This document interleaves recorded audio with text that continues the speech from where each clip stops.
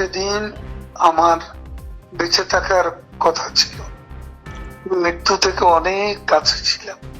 5 August ছাত্র জনতার অভ্যুত্থানের দিন আতঙ্কে 5 ঘন্টা বাথরুমে লুকিয়েছিলেন বলে জানিয়েছেন আওয়ামী লীগের সাধারণ সম্পাদক ওবায়দুল কাদের। ভারতের সংবাদ মাধ্যম দ্য ওয়ালর এক্সিকিউটিভ এডিটর অমল সরকারকে দেওয়া এক সাক্ষাৎকারে এসব তথ্য জানিয়েছেন তিনি।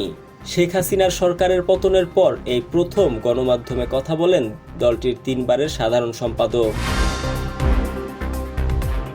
সেদিনের ঘটনা বর্ণনা করতে গিয়ে কাদের বলেন, আমি খুবই ভাগ্যবান। সেদিন হয়তো আমার বেঁচে থাকারই কথা ছিল না। আমার নিজের বাসা ছেড়ে পাশের বাড়িতে আশ্রয় নিই। চারদিক থেকে মিছিল আসছিল। হঠাৎ করে তা সংসদে এলাকা ঘিরে ফেলে। শুরু হয় লুটপাট। তিনি বলেন, যে বাসায় ছিলাম সেখানেও হামলা হয়। তারা জানতো না আমি সেখানে আছি। আমি স্ত্রী সহ বাথরুমে লুকাই। প্রায় 5 ঘন্টা বাথরুমে অবস্থান করি।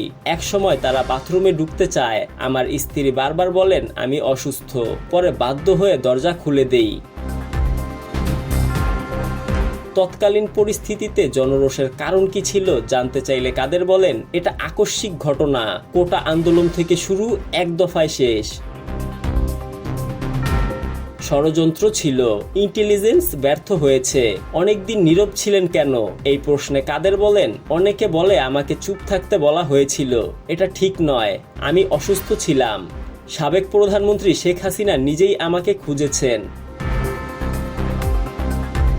আমার খোঁজ নিয়েছেন। তিনি বলেন, 5 আগস্টের সেই দিনটা আমার জীবনে এক ভয়াবহ অভিজ্ঞতা। তবে আমি ভাগ্যবান ছিলাম, সবচেয়ে বড় বিষয়।